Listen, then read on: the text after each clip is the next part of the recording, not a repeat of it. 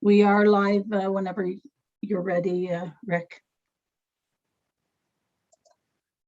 Thank you. If I could get council to come on screen.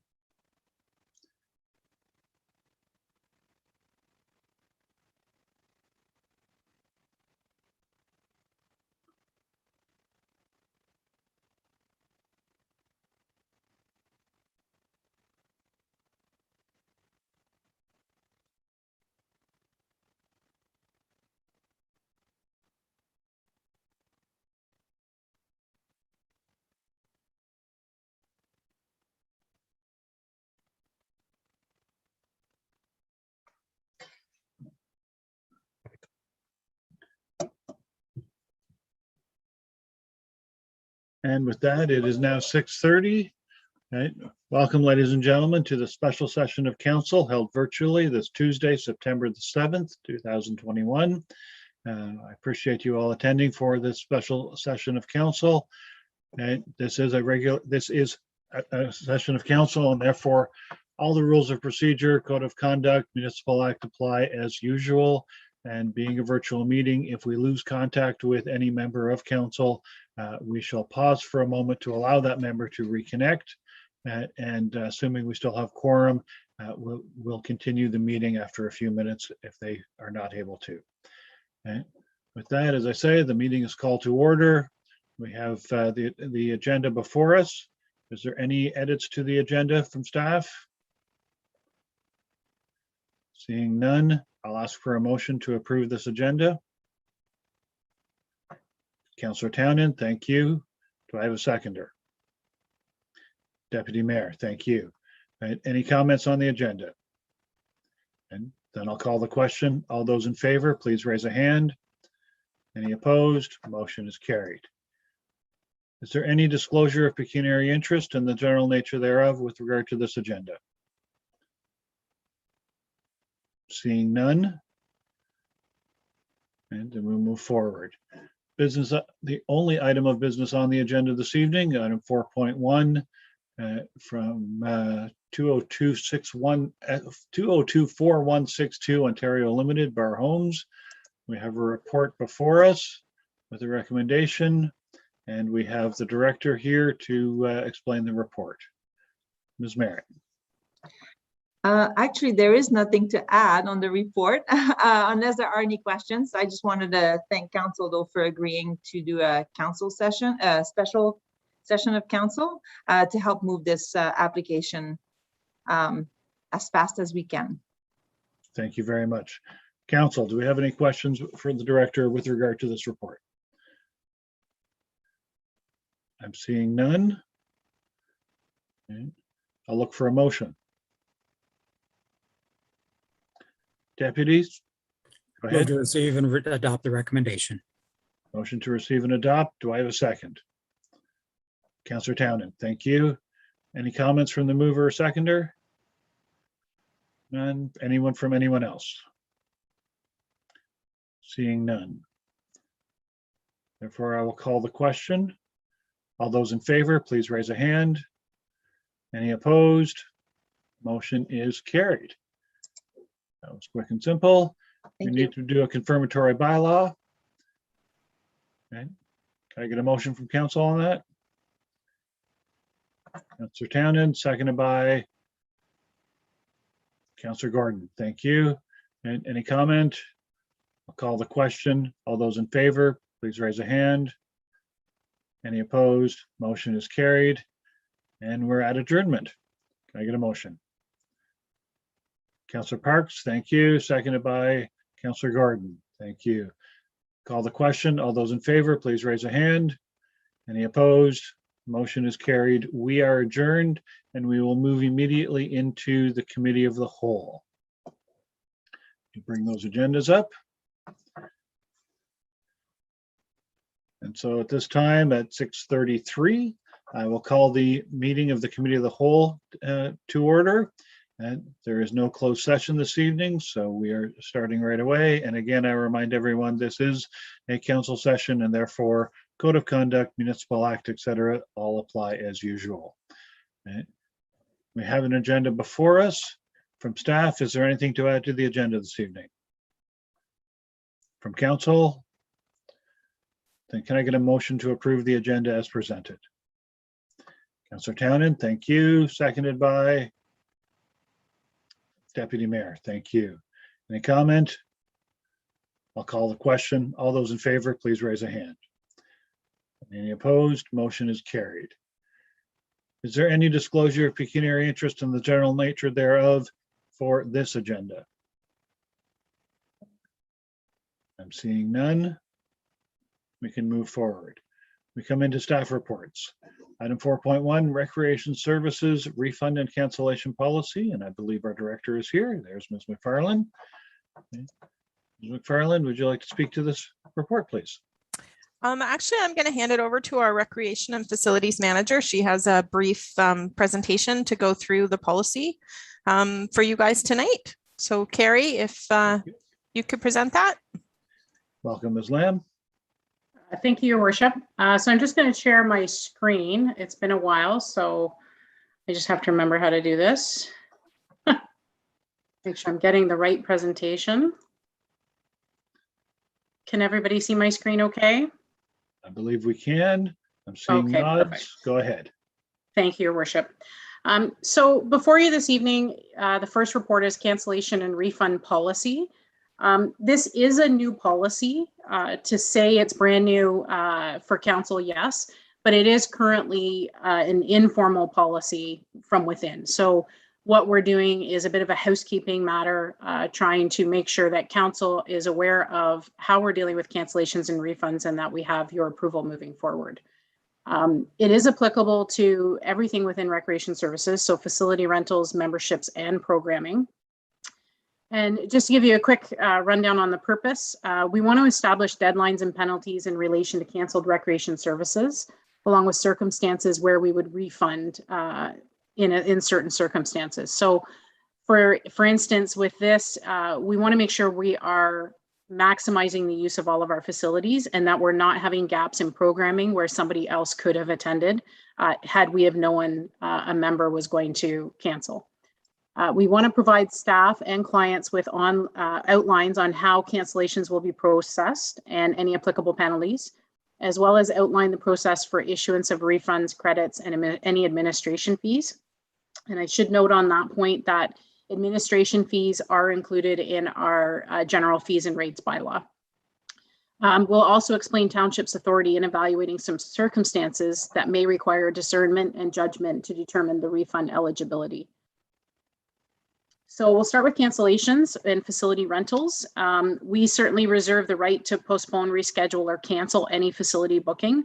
A good example of this could be if it is inclement weather, severe weather to the point roads are closing and we want staff to remain safe at home.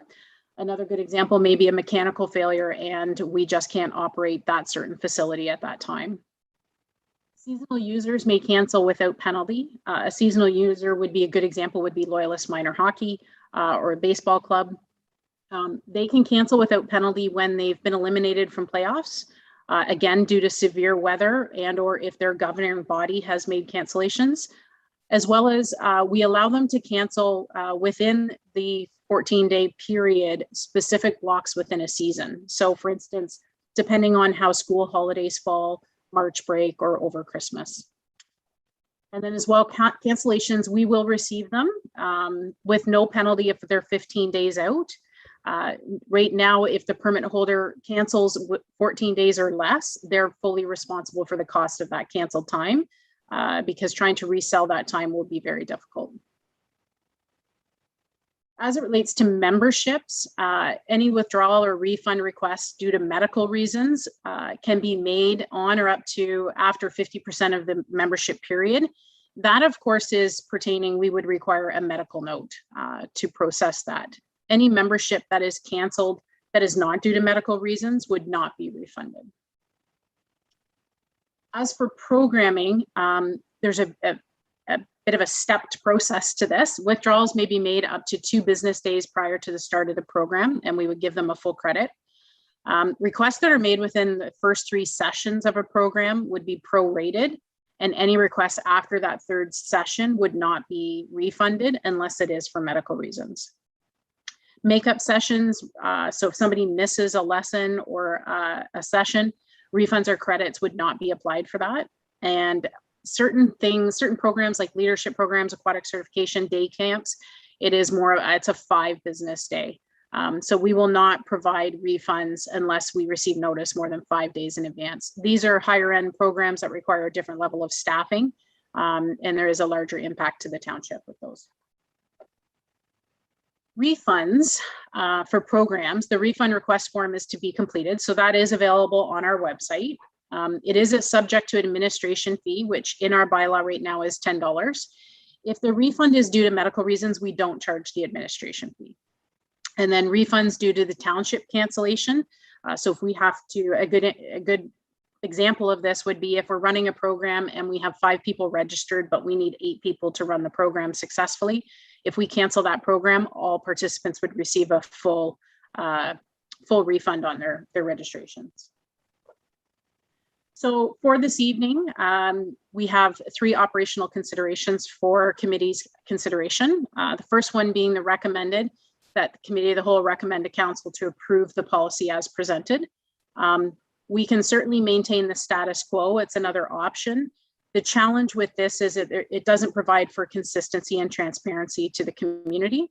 And the third option would be for staff to gather feedback from committee of the whole and come back to council with any recommended changes to the policy. And that's the presentation, Your Worship. Thank you, Ms. Lamb. Council, do we have any questions for Ms. Lamb with regard to the proposed policy?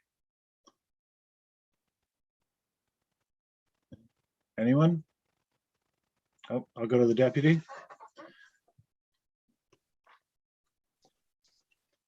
Thank you. She's already answered one of my questions, so that was good. That was, it was a helpful presentation. There's a couple of places in it where, and I'll just use, for example, 6.2b, where the wording, where it says the township be of the opinion that the premises, I would like to see that areas like that to be made a little firmer, where instead of the opinion that the township be determined or have determined that the premises are not being used or something like that. Just so that it takes the option for there to be a discussion of whose opinion is right. It puts the authority in the township's hands. And a place like 6.4c, the last portion of that after the last parentheses, that will not be required will be permitted to be returned. If I'd just like staff to take a look at that and see if that can just be cleaned up, just something along the lines of the reserved, something along the lines of that were reserved but not required, may be canceled within the timeframes of this policy or something like that. Just to make it, just to make the wording very straightforward. And that was it. Okay. Ms. Lamb, any comment? Thank you, Your Worship. I did have the pleasure of speaking with the Deputy Mayor earlier today, and we could certainly make those wording changes with no problems and come forward with a revised policy if that's committee's wish. Thank you. Any other questions or concerns? Councillor Parks. Hi, just a quick question, more housekeeping. Looking to find out if someone happened to cancel it within a 13-day period, a rental of some sort, does the township list that block being available for re-rental? And if so, I don't see where the policy speaks to something like that. If there'd be like a 50% refund of the deposit or. Ms. Lamb? Through you, Your Worship. Excellent question. I know we try to maximize all of our facility usage as much as possible. So we would be putting, a good example is an ice rental. That ice is well sought after during prime time hours. So we would seek somebody else to rent it. If we do rent it, absolutely, it is silent in the policy right now. If we do come back, I'd be happy to add that we would refund the initial booking. Probably most likely I'd recommend minus an administration fee, and then charge the full rental to the new group. So we could come back if we're coming back and add that to the policy. Thank you. Thank you. Anyone else? And again, I remind people this is committee of the whole, so it's open for a more fluid discussion if required. And anyone? I did have a question, if I can. Ms. Lamb, the policy references in a couple different places a requirement for the 4 medical reasons and the requirement for a doctor's note to support that. With all the considerations around the media these days about privacy of medical information, et cetera, two questions or comments. One, is there a statement? I know as a municipality, we have a legal right to collect information as we need to, and we have to follow all of the if I'm getting the acronym correct, PAPITA rules, et cetera. Does there need to be language in this policy with regard to that and the form of the doctor's certificate that would be required? That's the first question. Thank you, Worship. Excellent question. Really, the note we're looking for, we're not looking for from the medical doctor. We're not looking to see what's wrong with them. We're just looking for a letter that says that they have been under the care of the doctor, and the doctor is recommending that they withdraw from the program. And then from there, we would issue the full refund. So in that regard, we're not looking for medical records or medical information. We're just looking for the opinion of the professional that the participant can no longer be registered. Okay, thank you on that one. And then the second one is along the same lines. I'll say, is there an allowance for, I'll say, practical or forgive the term, but common sense? If someone signed up for a swimming lesson and they show up the day before with a cast on their leg because they broke their leg, they're not doing swimming lessons. And for all practical purposes, the staff member can recognize that and not necessarily need a doctor's note to that end. Does this policy provide that allowance to have staff, I'll say, again, I don't like the term, but use common sense on this? Absolutely. I would say as somebody coming in with a fiberglass cast on their wrist is going to, that would warrant a doctor's note. Where we need to be careful is those that would come in with an air cast that is probably from last year's break. So we would use our common sense as staff and provide the refund where appropriate. Okay, thank you. You're welcome. Any other questions or discussion with regard to this policy? Council? I'm seeing none. We have a recommendation before us, if I can scroll back up to it, that recommends that we move this this policy to council for final approval. I'm assuming that will come with the amendments or the edits that have been recommended today. Is there a motion from council?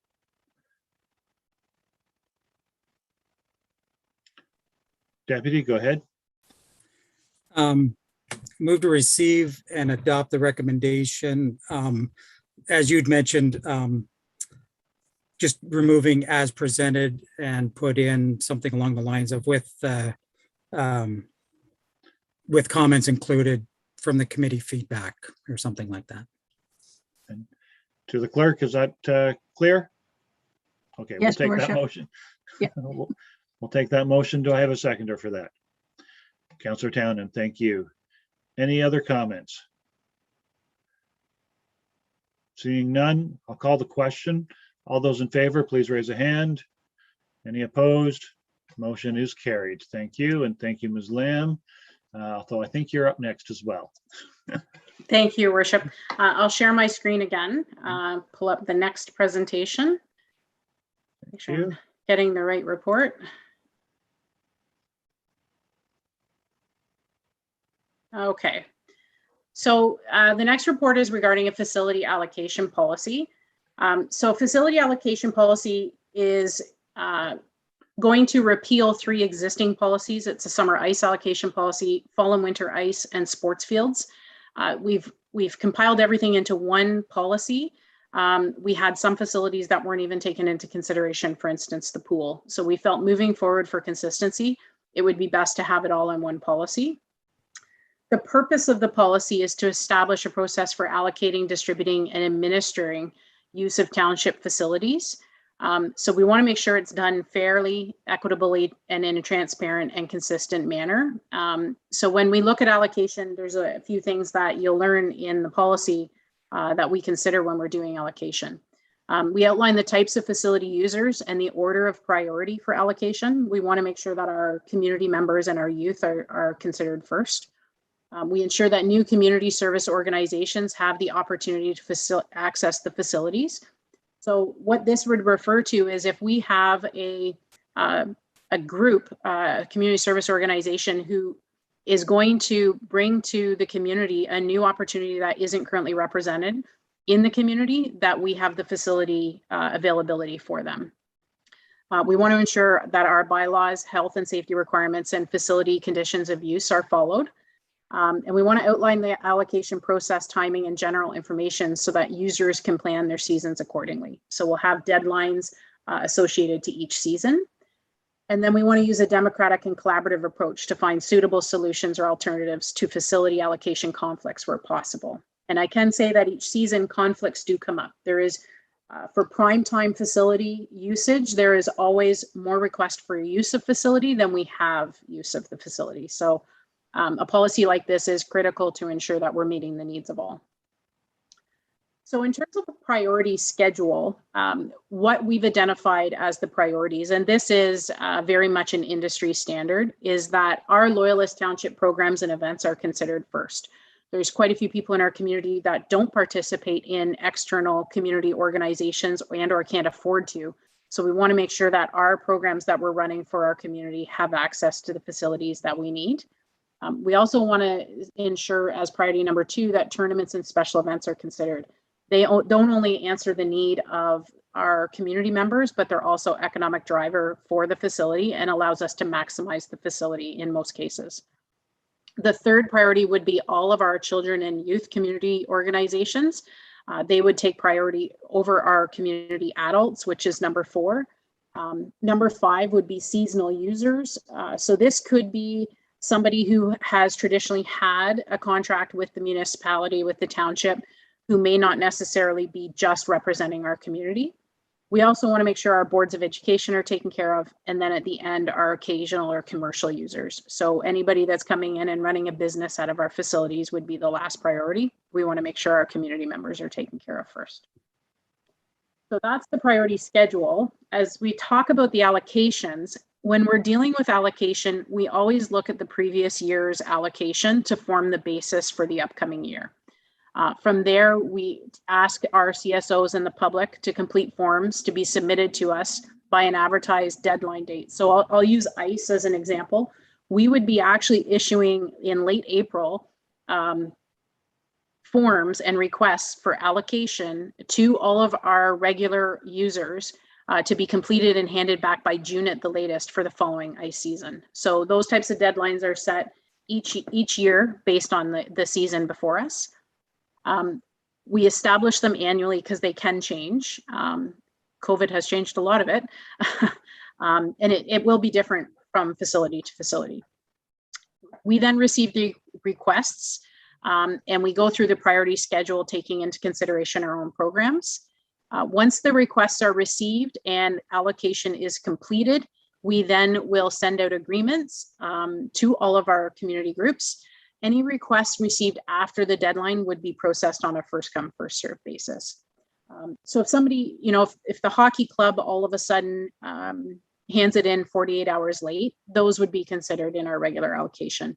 Requests received after the deadline are more things that we've just pulled this league together, and it's 5 weeks after we've done allocation. That's a different circumstance.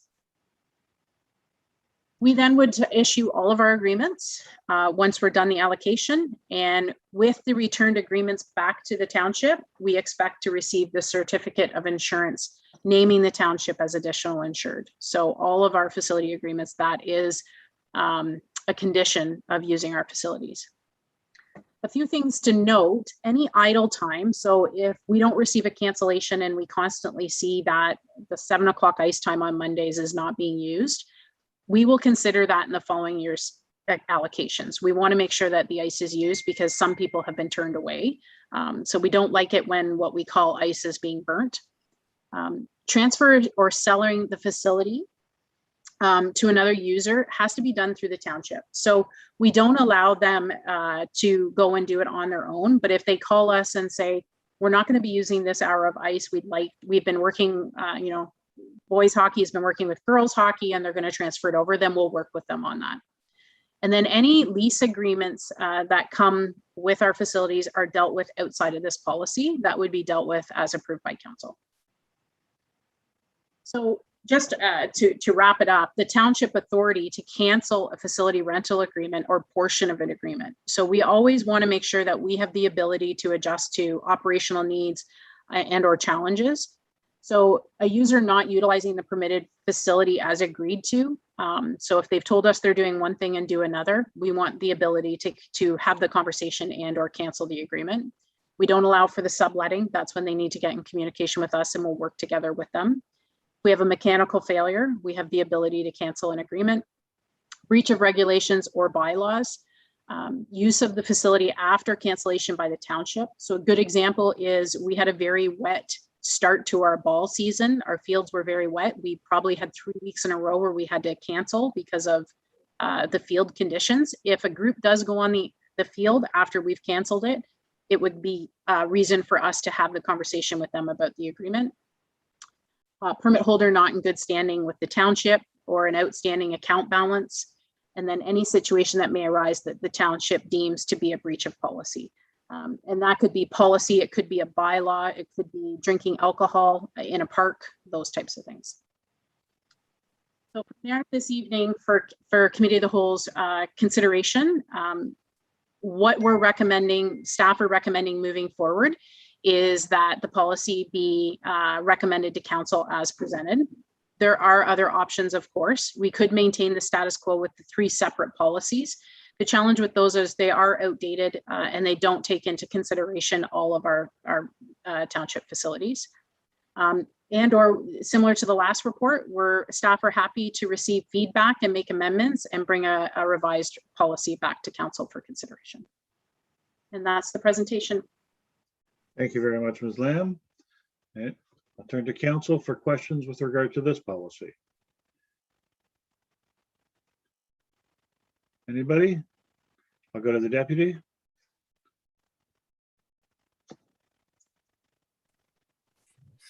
Yes, I do have a couple again. The first one, and it's not really, the questions that I've got are more, again, along the lines of just correct, double checking and wordsmithing. As far as the policy itself, I don't have any concerns with that. But the first one I had just under definitions, community services organization, in brackets, it has CSA. I believe everywhere else in the document, it's referred to as CSO. So just a correction there. So they're just uniformity. Under 10, the subletting and trading, on page 10 of the policy, the second sentence is the township must be aware and able to always control. Again, just to tighten that wording up, we could take out and be able and just say the township must be aware and always controls the intended use, or will always control, or something like that. And the other one is 13 E. I had to read this one a few times to make sure I understood the intent of it. And from way I read it, the first sentence makes a statement and the next two sentences are sort of the escalating steps that the township could take if something continues. So I know from my background, when I write a contract, if there's escalating steps like that, I usually try not to put them in a paragraph. I bullet point them or number them or something, just so it's very clear that the first is a statement and the other two are escalations. And so that's just something for consideration. And that was it. And basically all of those were just considerations for staff to take a look at, see if the wording is as firm as what they want it to be. Thank you very much, Deputy. Does anyone else have comments or questions? Anyone? Right. Well, I have a question. Right. Again, very supportive of the policy in general, certainly. I'm wondering if any consultation has gone on with our, I'll call it our most popular, our significant user groups. Obviously, hockey, figure skating, Barracudas, etc., are big customers. And have you had some consultations with them with regard to this policy? Thank you, Your Worship. Not that I'm aware of, to be direct. My understanding, though, in reading the previous policies to this is the priority schedule has not changed drastically. Those youth groups are still going to be the priority when we're doing the allocation. So we have not had a sit down and discuss with those groups, but the process in terms of priority for them has not changed either. Thank you. I'm wondering if perhaps if again, assuming council in this meeting approves this in principle and sends it off to full council, if we might wish to add a distribution of this to our regular users, so that they can have the opportunity to make comment prior to our formal council approval of the policy. You can certainly do that. Okay. Any other members of council wishing to? Councillor Buderick, go ahead. I just want to make sure that we do prioritize local groups, because with all of the people that I do know that are involved with their children and many of the groups within our community, I definitely do hear about when a group from outside of Loyalist Township does take something that was possibly earmarked for a local group. So if we can get that out to them, like you said, Mr. Mayor, that would be fantastic. Thank you. And along that line, I just went back and looked at that priority and I had not thought of that particular piece. For priority 3 and 4, should we kind of make that secondary bullet that says Loyalist groups will take priority, for the children and youth CSO, Loyalist children and youth CSO first, external second, or something like that? Ms. Lamb? Thank you, Your Worship. That's a great point. Within the policy itself, a community service organization is defined as an approved Loyalist Township-based not-for-profit organization. So it does give the definition as a CSO being Loyalist Township. Would that then put even a children's organization, let's say the Boys and Girls Club of Kingston? They are not a Loyalist specific group. They certainly have Loyalist attendees, right? Would that put them beyond the priority 7 if that was the definition? Yes, where we would fit them in is kind of in that 5, 6, 7 range, if you will, because they are a seasonal user, if you will, but they're not Loyalist based. So we can certainly, if we're going to be bringing this back, we can make those adjustments. But at the end of the day, we certainly want to make sure our Loyalist groups are taken care of first. And maybe I can refer to my director as, still being new and understanding the agreements with others. I'm not sure what the agreement is with 100% with the city of Kingston as it relates to usage of our facilities back and forth. I know we've had discussion, but I'm not sure what was actually formalized. Ms. McFarland, do you have comment? I have comment in that there is not anything truly formalized for that operation. What I can say is that we do have to be careful and making sure that we do have an opportunity for young girls for hockey, because the hockey clubs, the girls hockey clubs that run our facility, we have a number of Loyalist girls that play in that, and we don't have a specific Loyalist girls hockey club. So we need to make sure that it's a regional team, and we need to make sure that those girls have the same opportunity to play in a girls league if they want to. I just wanted to point that out.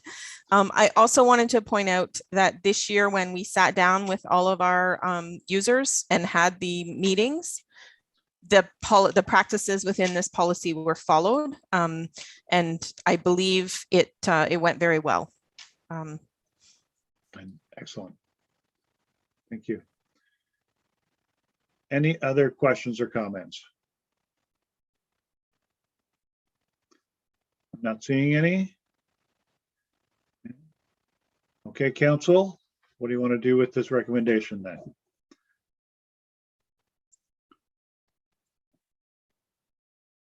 Anybody? I'll go to the deputy. Okay, I'll try this again. Receive the report and adopt the recommendation with the exception of at the end of item 1, instead of as presented. We'll just add including committee feedback and report to council, and then the next, and report to council with the final policy for approval. And then item 2 would stay the same. Okay. If that's Got clarity on that? if that meets what is required. Think so? The clerk's okay? Yes, your worship. Thank you. Do I have a seconder for that? Councillor Townend, thank you. Any comment? Anyone? And I'll call the question. All those in favor, please raise a hand. Any opposed? Motion is carried. Thank you very much. And thank you, Ms. Lamb. And next up, park name signage. I wonder who's going to be speaking to this one. Ms. Lamb, That go would be ahead. me. Thank you, Your Worship. I'll share my screen one last time.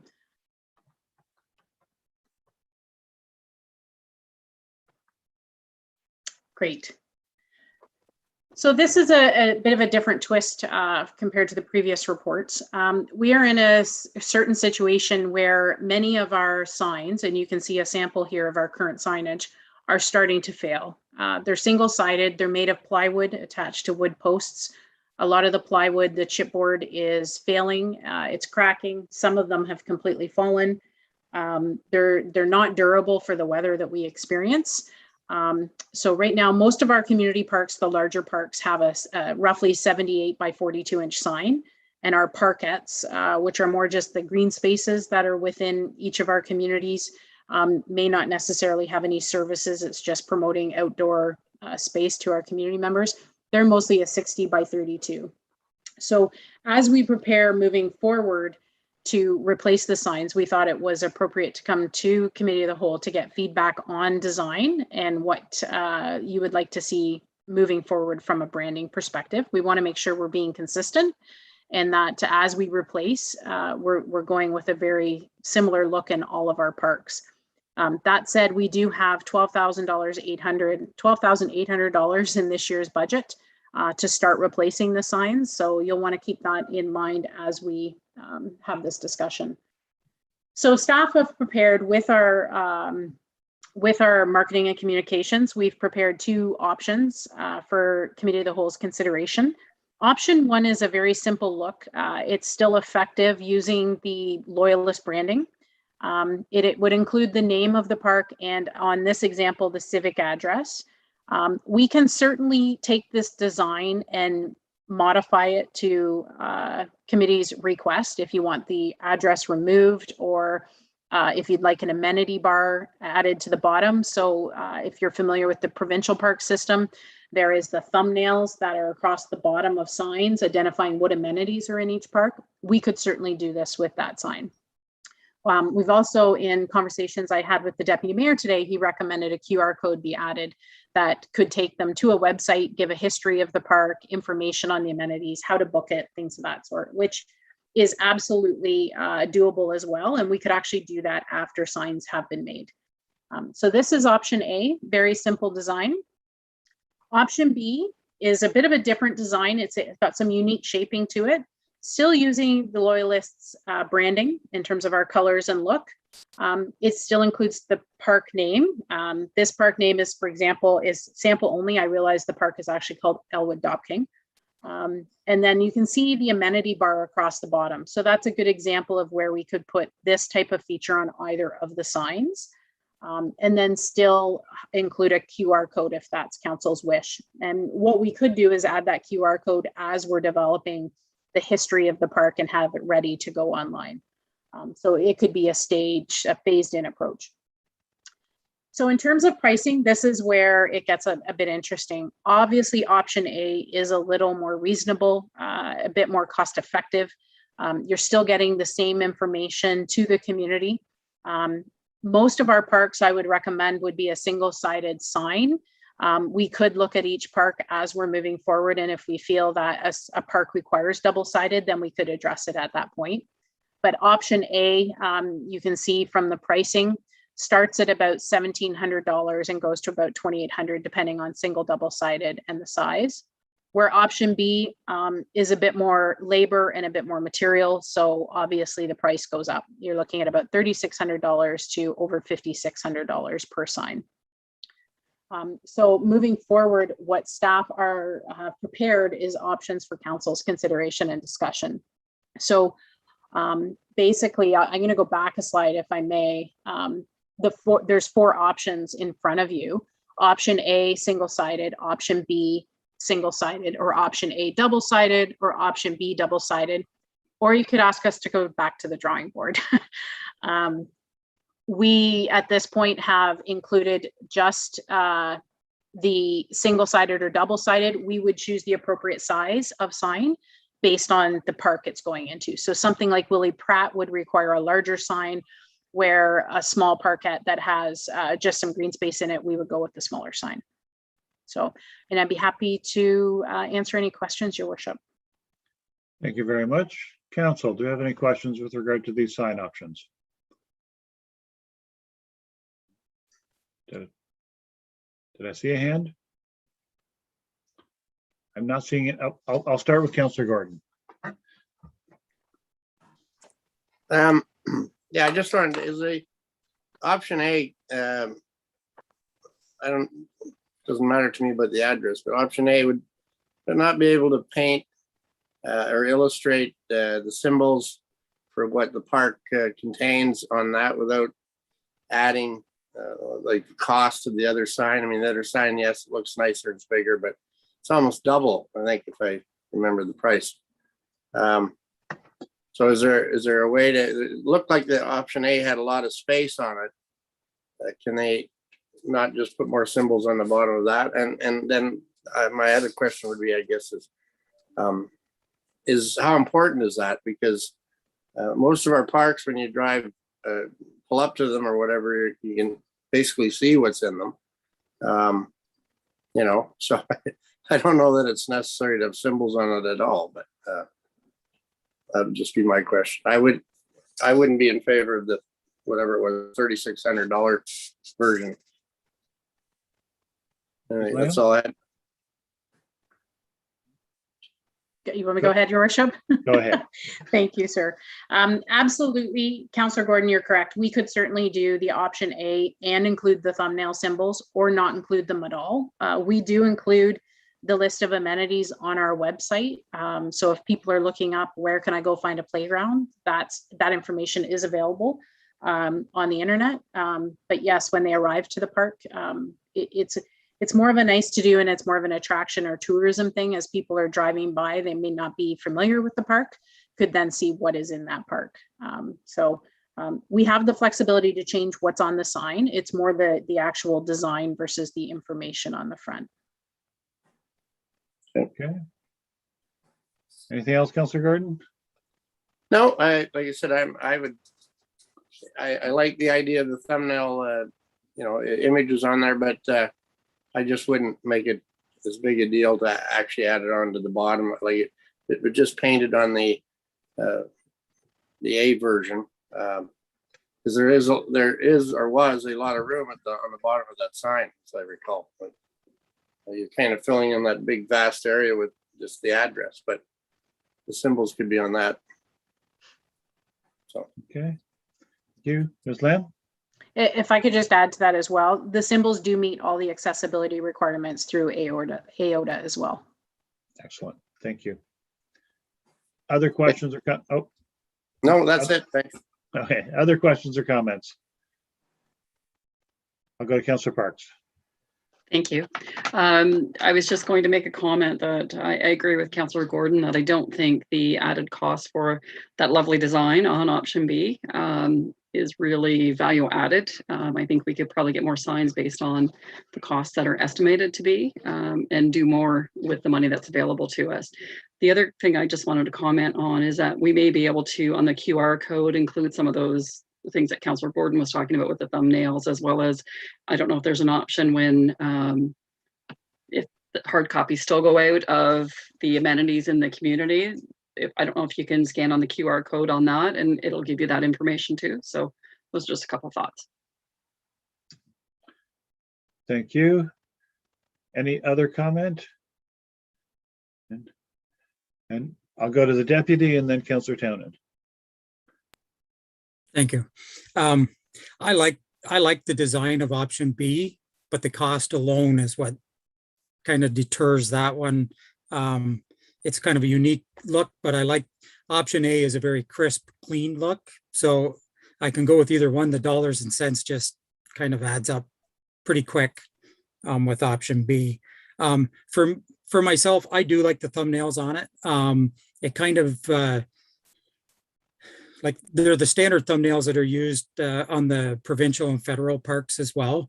And so I'm kind of thinking not so much the people that live here that walk by the park every day and know what's there. I was thinking more of somebody that's visiting the community and driving by. And I know for me, I'm now at the stage of the grandchildren. You always want to know what park you can find a bathroom in or a play structure, things like that, where they can either use the facilities or burn off steam while you're out.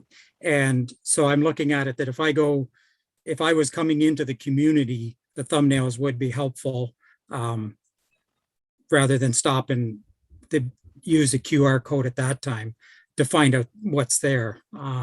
So I kind of do like them, whether it's a tab below or included in the sign. I kind of look at that as a functionality.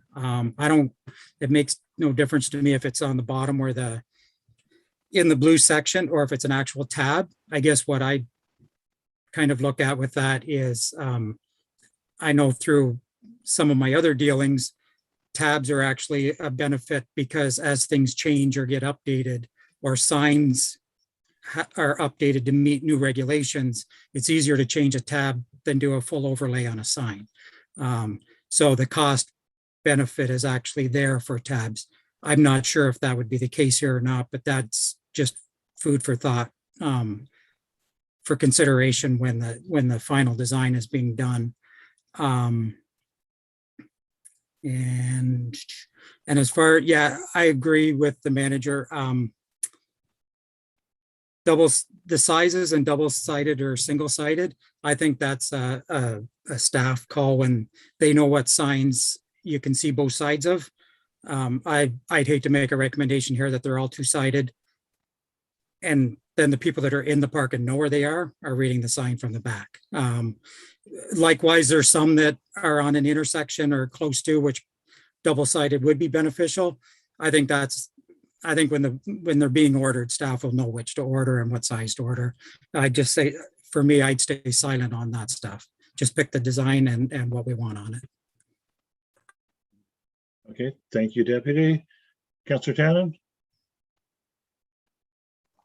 Yes, through you, Your Worship. I just have a question to staff about, so what are we looking at in terms of numbers of signs throughout the township? How many signs are we talking?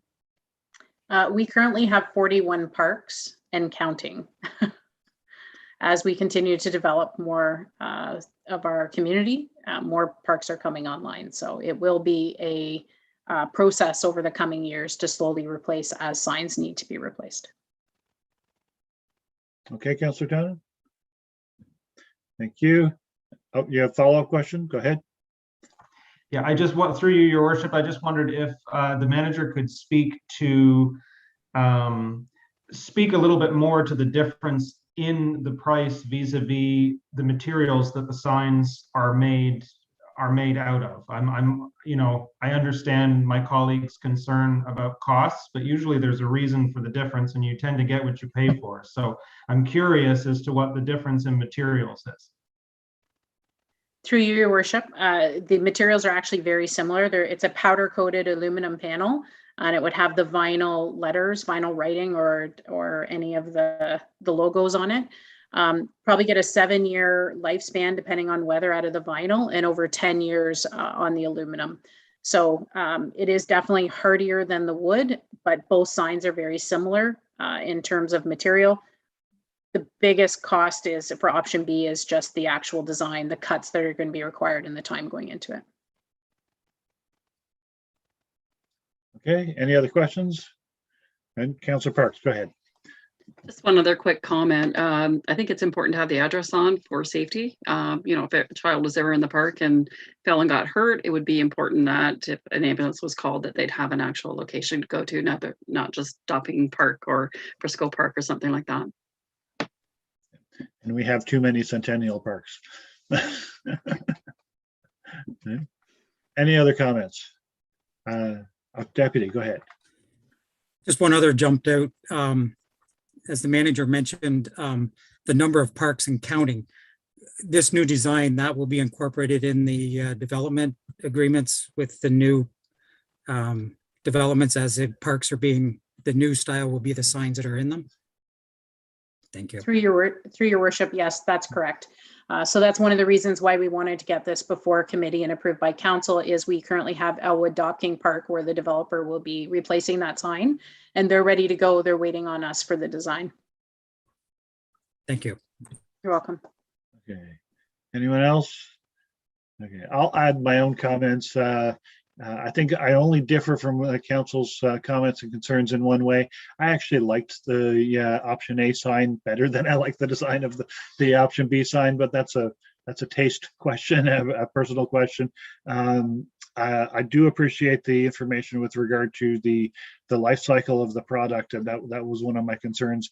You know, price is only as good as how often you have to replace it. Actually, one quick question: have we had any analysis of, I'll say, the durability with regard to graffiti and, you know, getting paint off and things of that nature for this product as it compares to our existing signs?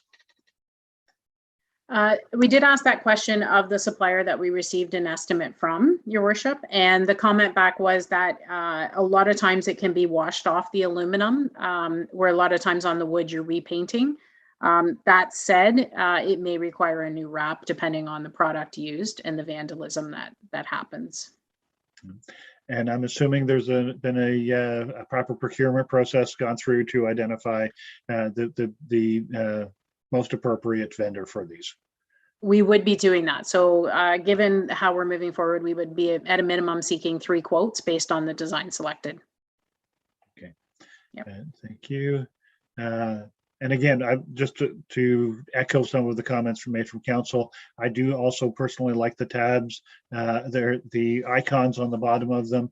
It provides a consistency of description that we can link, as Councillor Parks was noting. We can link back to the website, to any printed materials, things of that nature. And so everywhere in the township you go, you see that symbol on it, you know what that means.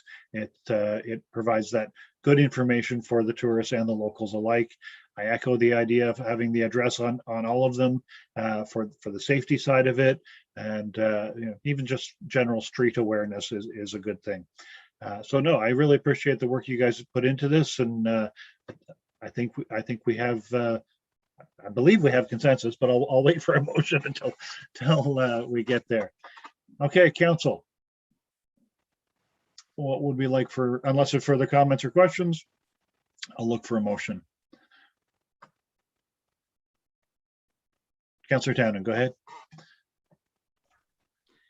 I'll take a stab, Your Worship, based on what I perceive the consensus to be. So I would move to receive the report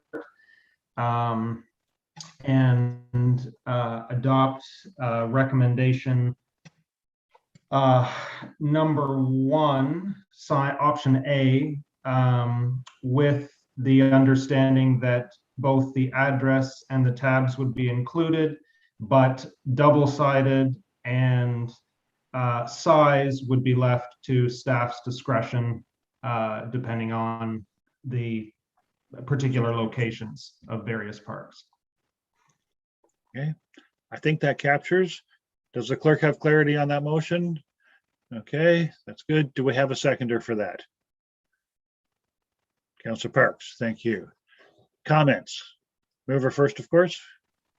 Just again, my thanks to staff for the report and for the work put into it. I think it'll be a nice facelift for a lot of our parks for sure.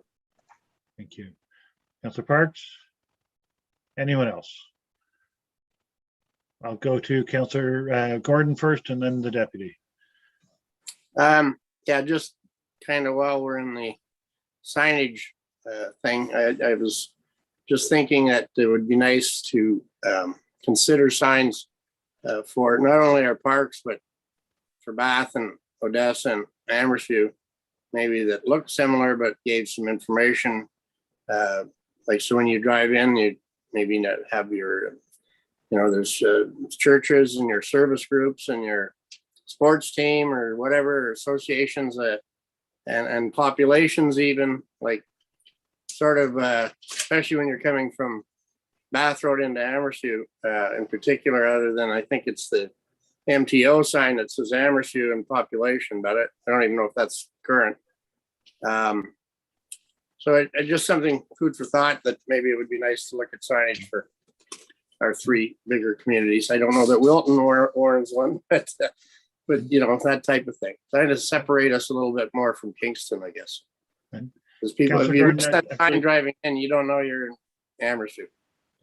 Councillor Gordon, actually, I think that's a good idea, but can I suggest that when we're done with this one, you make a subsequent motion to request a report on that? Sign in my head, so.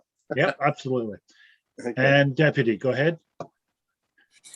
Yes, I just wanted to say thanks to staff for bringing all 3 of these reports to us so far. The department's been fairly busy getting them all finalized and everything, despite my critiquing, bringing very, very good policies forward for consideration. And so I know these are some policies that have been discussed for a little while, and they're finally here. And it's nice to see some of these, the check marks coming beside some of the work that needs to be done. So thanks for making sure that it comes forward so we can progress further. Thank you. Any other comments? That, back to mover. Then I'll call the question. All those in favor, please raise a hand. Any opposed? Motion is carried. Thank you, Ms. Lamb. And we move to Mr. Renier, preliminary budget report. Mr. Renier has a presentation for us, I believe. Good evening, everybody. Yes, I'll be sharing my screen, and yeah, just a quick report tonight to bring up everyone's favorite topic. I know it's mine. It's budget time again. So just to go over a few things there, I will share my screen. Actually, before you do, Mr. Renier, My apologies to Councillor Gordon. I had suggested that he make a subsequent motion coming out of that previous topic, and then I moved on without giving him that opportunity to. Mr. Gordon, did you wish to make such a motion? Oh, you're muted.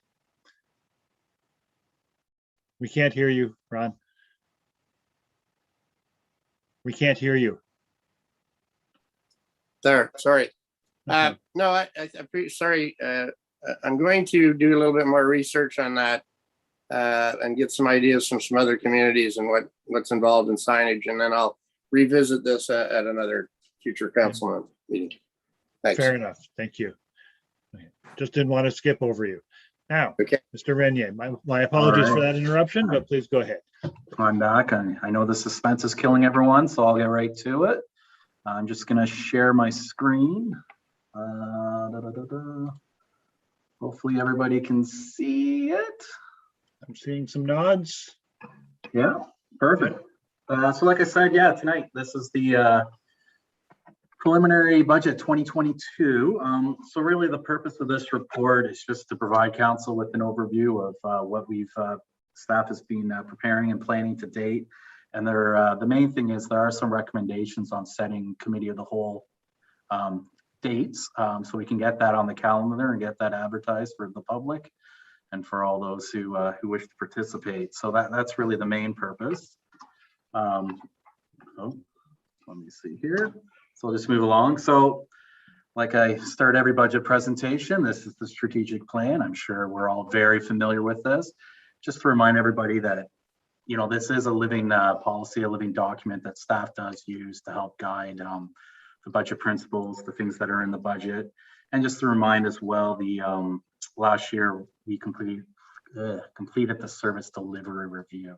So that's another big approved policy by council that is shaping how staff prepares the budget. So just as a quick recap, this was the 2021 budget. As we all know, after much deliberation and consultation, council ended up approving an overall 2.54% residential tax increase. The townships was actually a little bit lower, and I don't know if they're at 2.47, but the county was a little higher than expected. So overall, it was 2.54, which was just over $18 million in the general operating budget, a $17 million capital budget, and just over $10 million in the utilities service rate budget. So like I said, this was about a $770,000 increase over the prior year.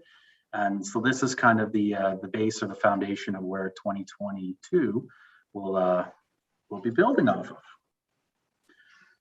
of.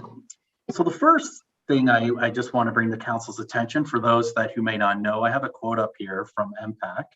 And basically it's saying, much like 2021, there is no assessment increase phase in for 2022. The assessments again are going to be frozen.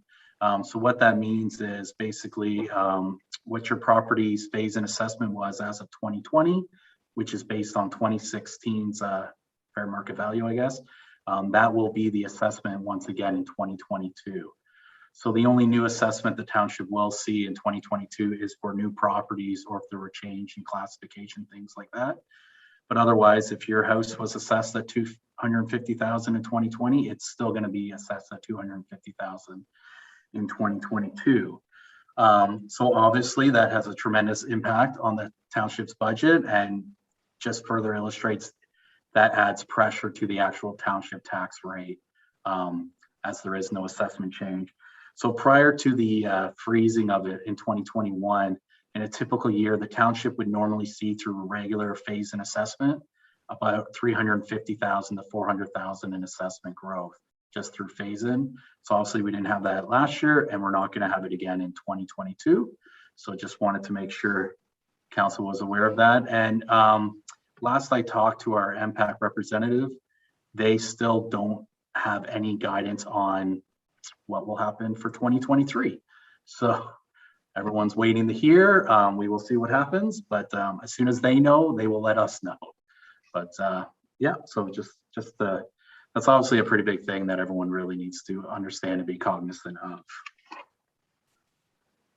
So this is just to provide a sort of high level estimate of the 2022 levy requirement and what that would look like. So there's some big estimates that are used in this. So MPAC actually has a tool where you can go on and based on permits to date, they actually estimate what our growth assessment and our total assessment will be for the end of 2021. So based on that, they're actually, our projected growth assessment for MPAC would be 1.22%. So if we use that assessment growth estimate a 2% county rate increase and a flat education rate, which has been pretty standard the last few years. This chart just kind of illustrates that. I highlighted the yellow one, but if we were aiming for an overall rate increase of 2% based on those estimates, that's where I would put our levy at. And you can see that's just over $600,000 more than last year. So this is really just to provide some context of how much of an increase we're looking at when we talk about some of the other financial implications or pressures that we're facing. Just to give council an idea of the numbers. So at this moment, if we were looking at an overall 2%, that would be about an extra $600,000 over last year's assessment. Now, obviously, if the county rate isn't 2% or the education rate's not flat or the projection could be up or down, that will change this. We typically get the final roll from MPAC in November, so we will know that ahead of time. But just for the purposes to illustrate this, this is kind of the assessments that we gave. So again, just high level, that 2% number there, right now the average residential house in Loyalist Township is assessed at $257,000. With the flat assessment, that 2% would equate overall on their overall tax bill for county, education, and township would be an extra $75 a year.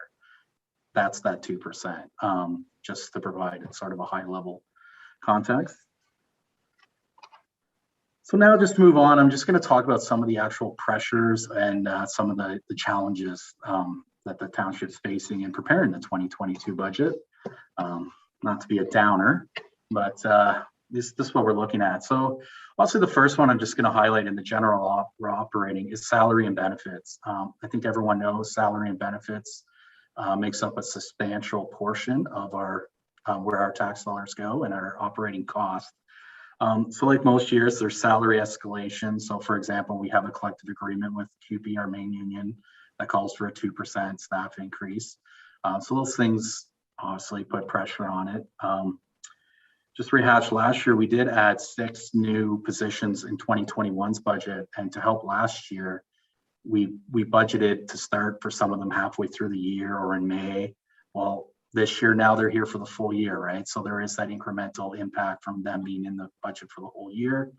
There are a couple already pre-approved new positions for 2022 based on previous staff reports, the firefighter, for example. So that obviously adds some pressure. And then with our benefits, and I can update the slide. So we actually just, based on our July talks with our benefits provider, they were calling for about a 9.5% increase on benefits. A lot of that is driven through dental. We got our final numbers just last week while I was off, so I wasn't able to update this, but they came in at 8.5%. So a little better than 9.5%, but still a substantial pressure when all things are considered. So just some context for that, like last year we had an 8% benefits increase.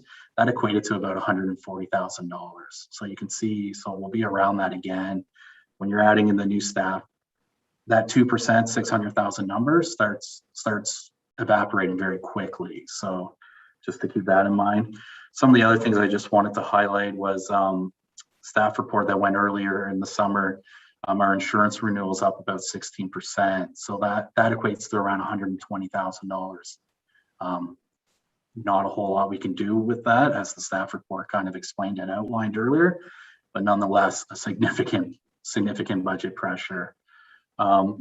External agencies at this point, we haven't heard from the OPP or Conservation Authority around what they're looking at for increases, or we haven't been notified. But you know, for this year, we pay about $2.5 million to OPP. So if OPP came in even at a 2% increase, that's $50,000. It could be higher than 2. We really aren't sure. Capital and reserve fund contributions normally, just to continue last year, we were trying to build up things like fleet reserve, capital reserves. So we would expect about a normal 2% increase to those contributions from the general rate. There's a down arrow, which is actually bad on this, but our deposit interest rate on our bank accounts continues to be extremely low. I'm sure everybody knows from their personal experiences, interest rates are incredibly low with the bank.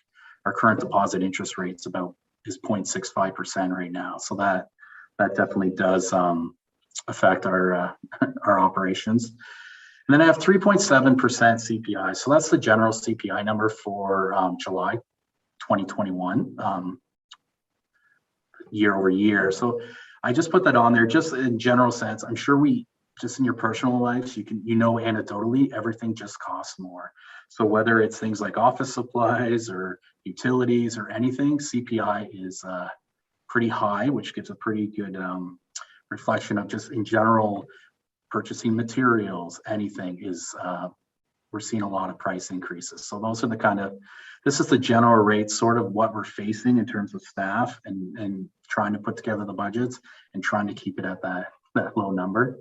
Hopefully I'm not being too much of a Debbie Downer, but I don't know if people want to ask questions throughout or just wait till the end, but Council, I'll just keep going. just keep going. So everyone's next favorite topic and next pressure I just want to highlight again is COVID-19. So as we all know, COVID-19 is still very much here and still very much impacting township operations. So I kind of just highlighted in 2021, we had about $675,000 included in the budget. We have about $427,000 remaining in senior level of government funding. We're not sure exactly how much of that we're going to need at year end. When we built the 2021 budget, we did not impact the levy through COVID. It was to either be paid through the Safe Restart Agreement. Short of that, if we had to go over that, we would look for other cost savings or possibly using reserves or things of that nature. So the main impact for 2022 is obviously there's still going to be financial impacts. I would expect recreation revenues to still be impacted. There still may be additional costing for staffing and still PPE, cleaning, all those sorts of things. So in saying that, we're not sure at this time how much of that 427 we'll have to carry forward to possibly cover 2022's COVID impact. And at this time, we're not aware of any additional funding from senior levels that may be coming down the pipe. So basically, the thing to keep in mind is that if we don't want the 2022 COVID expenses or costs to impact our levy requirement, we would look to things like existing reserve funds or cost savings. So that's where you would look to the working fund or the tax rate stabilization fund to help cover those costs if we need to, so as not to impact the levy requirement. And that is really why those reserves are there. So just want to bring that up and keep that in everyone's mind that COVID will definitely still be an impact on our 2022 budget. The next one is the utilities operating budget. And I'm not going to spend too much time going on specifics about this.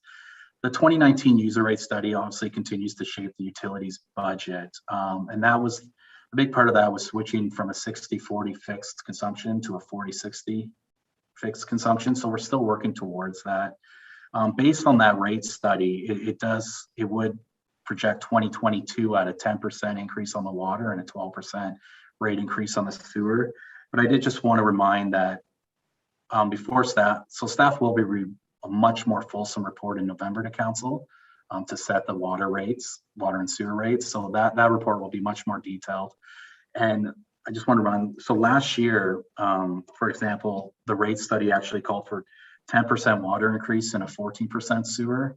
And based on consumptions, we actually approved a 5 and a 13. So even though the rate's saying 10 and 12 for water and sewer, we do look at things at current consumption levels and keep that revenue number kind of in mind. So that doesn't necessarily mean we'll be recommending rates of that increase, but I just want to put out there if just in case you don't have the rate study on front of your mind, this is kind of what the rate study is projecting.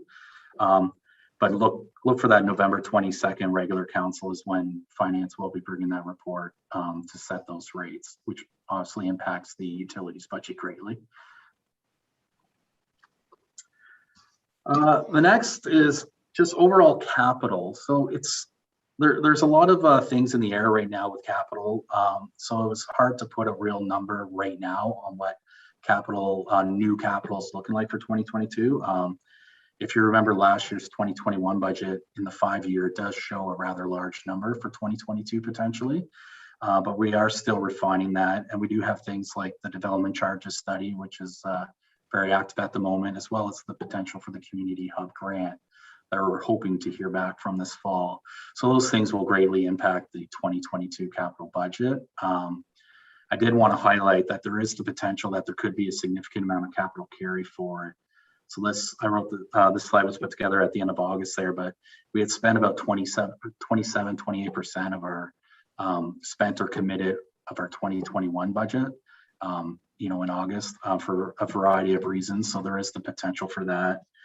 And then in the report, it kind of highlights a bunch of areas of, just generally how staff goes about prioritizing and what influences, whether it's, funding, risk mitigation, maintaining levels of service are enhanced. And you'll see at the end, we're recommending this year to bring capital at a later date, just because there are so many things still up in the air at this time. And then the final thing I want to highlight is just our budget communication and engagement plan. So for this year, the staff report kind of highlights a lot of the areas, but based on last year, we received a lot of feedback, had a lot of public comments and consultation. So we really want to be proactive in enhancing the community engagement and communication. And a lot of that is around providing informative educational materials so people can be informed to what's going on with budget. So just to highlight, there is going to be a dedicated 2022 budget page with a survey, and there's going to be a budget 101. And it's really just, the message is really, this is just kind of the first step. We want to build on it every year. Staff are constantly looking at other municipalities, what they're doing, what we could be doing. So things like simulation tools where a resident can go on and build a budget so they can kind of get a sense for it and things like that. So communication and engagement is going to be a big focus this year, and we really want to increase the presence of that. So we just wanted to highlight that. So with that being said, there are a couple recommendations on the report. The first one there is that when staff comes back with the proposed draft operating budget of no more than a 2% overall tax rate increase. So that's not to say you're committing or we're asking you to commit to a 2%. It's just that staff not bring a draft operating budget of more than that. We obviously, based on last year's experience, we're much higher than that. We want to kind of set some sort of parameters. That doesn't mean you can't add to it, doesn't mean it can't be lower. It's just that we will not bring an draft operating budget of more than 2%. The second recommendation is around setting committee of the whole meeting dates for budget presentations and deliberations.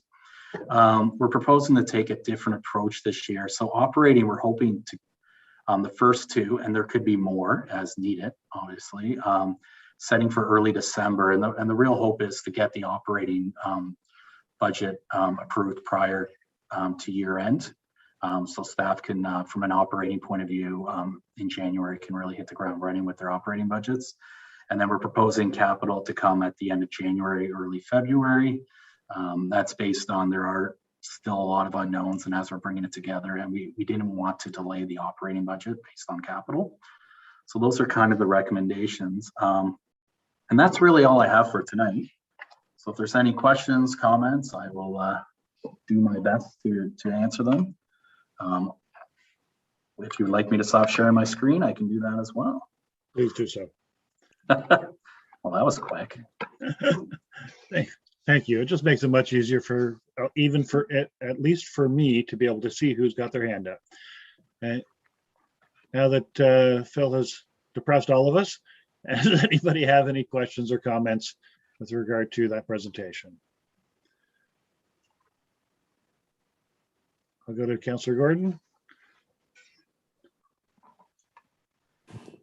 I guess when you speak of the communication, if I'm clear on that, is that your plan is to somehow communicate with residents, improve the quality of communication with residents with regards to budgets and whatever we're doing now? I mean, as we all are aware, there was quite a uprising, if you will, over the proposed tax increase. And I am still meeting people on the street, still talking to people that have no idea that that wasn't what the increase was.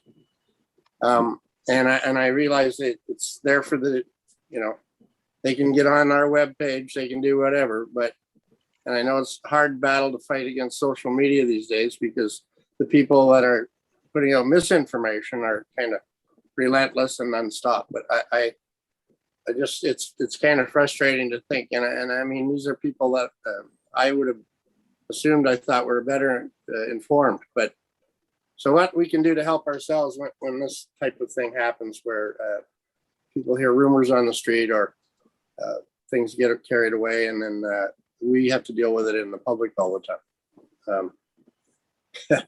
And I just wonder if they're short of hiring the Goodyear blimp, I guess, to circle the township. But if you have any, I'd be curious what other townships, they're all going through it, I'm sure. And, we have to defend it. But it is frustrating that misaccurate information is still permeating it throughout the whole, community. So just a comment. Any follow-up to that, Mr. Renier? Through your worship, no, I would agree. I think the big thing for this year is having a dedicated budget 22 sort of launch page that will direct people. I think a big part of it is to have a budget 101, so someone can go on there and have some. A lot of the feedback we got last year, there's just not even misinformation about the rates, but just a lack of understanding of how the service rate works or the area rate for transit in Amherst works. Like, when we're getting comments from a Bath resident that they don't want to pay for the bus because it's only in Amherst, like explaining to them that the area rate is only for Amherst. So having that information available and accessible to people so they can make more informed or opinions, I guess, that's a big part of it is the education and providing that information in a much more user-friendly avenue. Thank you. Time to the clerk. Yeah. Yeah, through your worship. The other idea is that to get the meeting dates and avenues where people can get it before it's to the point where the rate is set, or the draft rate is set. So it's to try and get it out earlier so that people have a place to go, as the deputy treasurer said, to review the documents that council has to review as well, so they can kind of go through the whole process. If they so wish, they can go through the whole process as council's going through it as well. And I will add to that, that what's something the staff are too professional to say is that let's get the numbers and the information out to the public before the press decides to take a number and publish it without necessarily explaining it. Okay. Does that answer your question, Councillor Gordon? Okay. Does anyone else have any other comments or questions with regard to Phil's presentation? And I'll go to the deputy. Thank you. I just have two questions. Both of them are probably going to be fairly simple for him to answer, but the reassessment was supposed to happen in 2020 or be available for 2020. It's not being done for 22 now, maybe 23. Do we know, or have they given any indication as to what year the assessment will be valued on? Will it be valued on old 2020 numbers or current numbers in the year that it's presented, whenever that is? Through your worship, in my last conversation with our NPAC representative, there has been no indication. So currently assessment is based on the 2016 2021 would have been the first year of the phase-in to get to 2020 value. But no, they haven't been given an indication of when the phase-in comes back, what will be their valuation year. Obviously, with the markets and what's gone on this year, I'm sure that's of interest to people. But no, there is no indication yet what year they would use for that valuation year. Okay, thank you. That's just a comment. That's a little concerning too, because we could still be using numbers that are quite outdated, but we'll deal with that when the time comes. The other question was the education rate. We're kind of making an assumption that it could be zero again. But then you see in the news, they're presenting very large numbers of investments into the schools and things like that. Typically, when do we know the education rate? And I'm assuming it won't be before our budget is presented. Through your worship, typically we do get notice, usually near the end of the year. So possibly presenting the operating budget in early December, we may not have that. So typically we would build a provision in that if, for example, if council wished, hypothetically, to say we want a 2% overall, and we based it on this assumption that there would be a thing that would, if the education actually went up, then obviously that would mean our township portion would have to go down, and we would have to build a provision into that whatever that amount came out to, we would then fund through working fund or something like that to provide that estimate. But typically we would find out near the end of the year. But with all things lately, who knows? Okay, thank you. Other comments?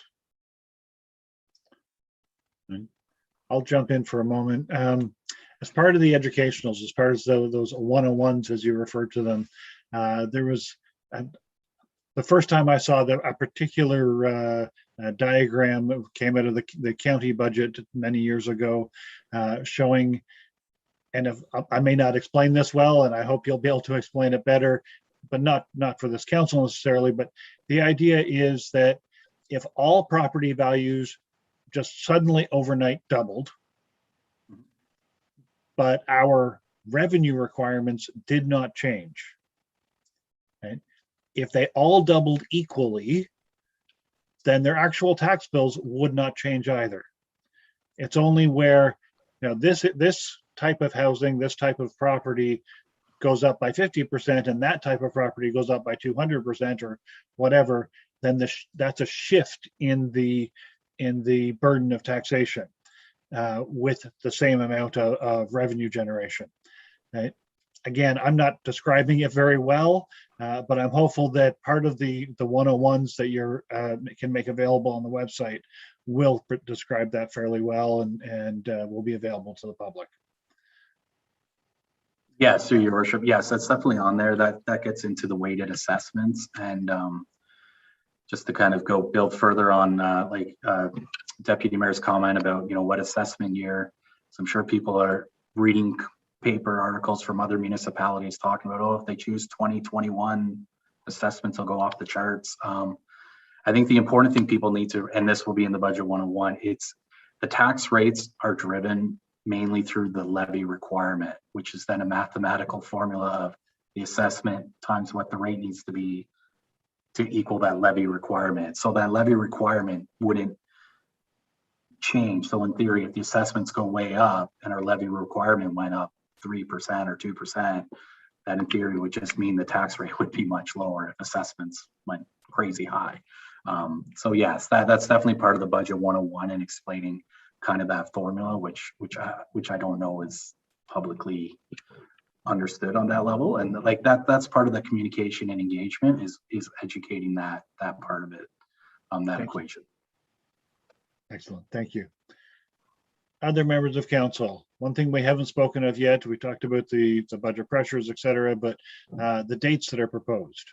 Is council comfortable with forecasting any challenges with the dates that are proposed in this?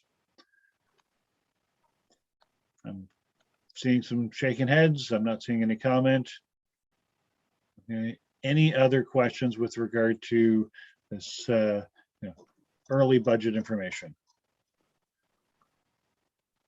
I'm seeing none. We do have a recommendation before us. And Council, what would you like to do with this?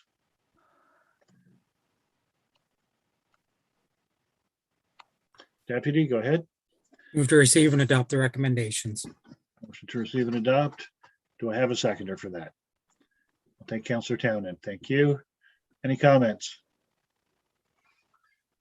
And seeing none, I'll call the question. All those in favor, please raise a hand. Any opposed? Motion is carried. Thank you very much, Mr. Renier. Couldn't say that for a moment. And with that, that brings us to the end of our Committee of the Whole agenda for this evening. And unless there's anything further, I would look for a motion to adjourn. And I'll take Councillor Gordon, second by Councillor Townend.